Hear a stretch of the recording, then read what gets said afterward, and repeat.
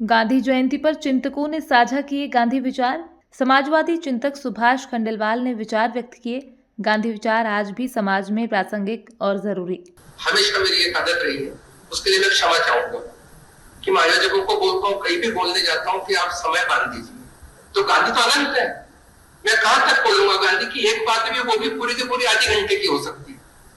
तो मुझे अपने को, जब आप किसी विचार विराटवाड़ा का भाषण दे रहा हूँ, कोई दिक्कत नहीं, कभी भी बंद हो जाऊंगा, कभी भी शुरू हो जाऊंगा।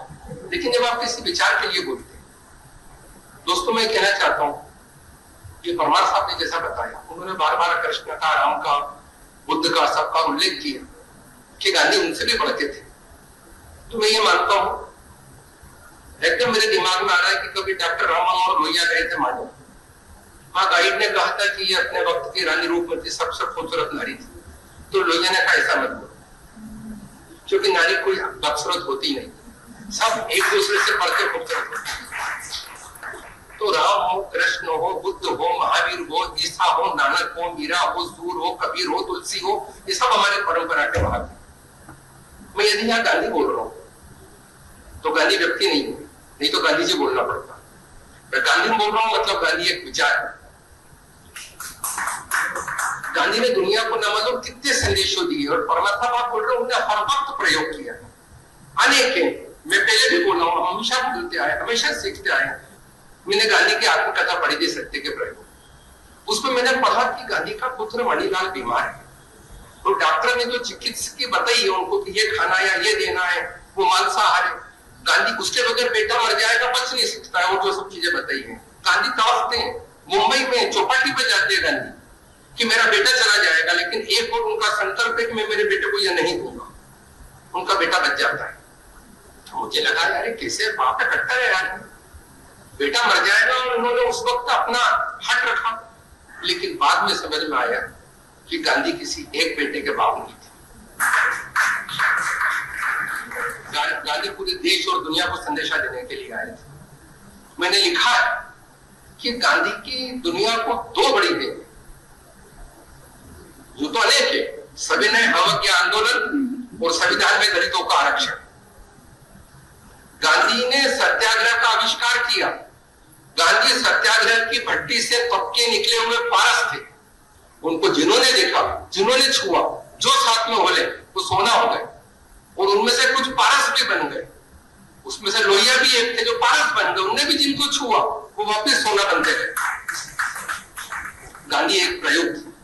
गांधी ने सविनय अवज्ञा आंदोलन के माध्यम से इस देश के कमजोर से कमजोर आदमी को, जिसकी रीढ़ की हड्डी में बल पा गए थे सदियों की गुलामी से, जो सीधा खड़ा नहीं हो सकता था, जो बोल नहीं सकता था, जिसकी नजरें जीती गिरी हुई थी, उसको खड़े होने का संबंध दिया।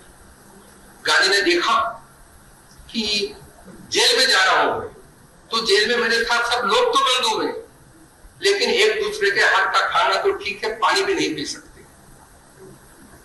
नाई का धोबी, धोबी का तेली, तेली का हार, हार का यादव का हार, महार, चमार और भंगी, ये कोई सब एक दूसरे छोटे बड़े इस देश के अंदर।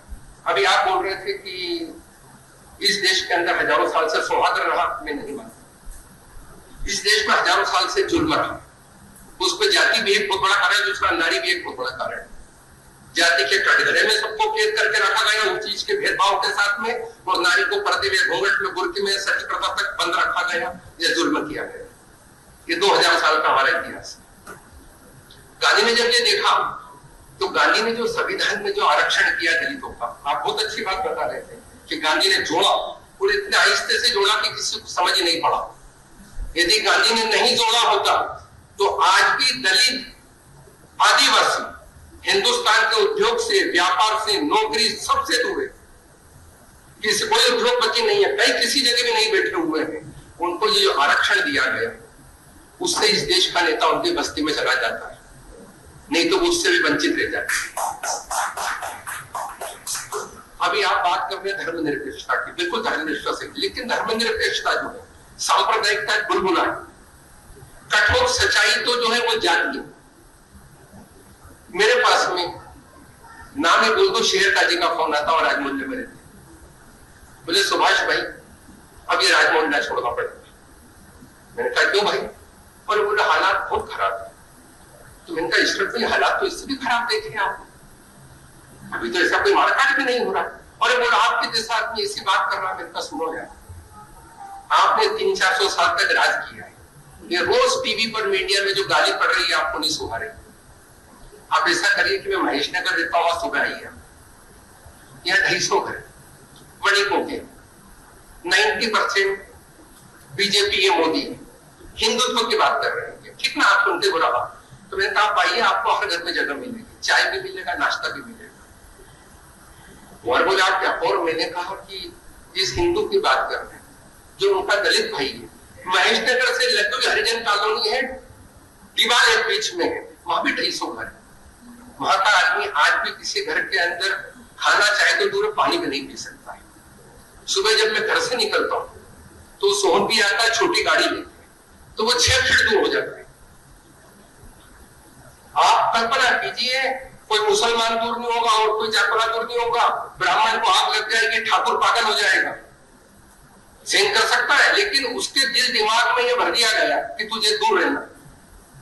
मुझे यहाँ पर सच्चिदानंद हिरण बादशाह फटकी की जो शेखर एक जीवनी पुस्तक पढ़ी थी, उसका कथन भी याद आ रहा है कि दिमाग कैसा बनाया गया इस देश में।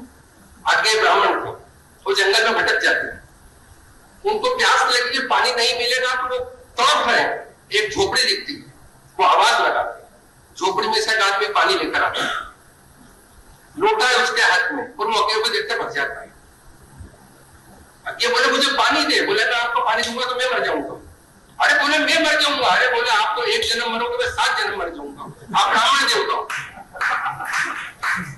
आपके दिमाग में ये भर दिया गया कि आपके पूर्व जन्म के पापों का।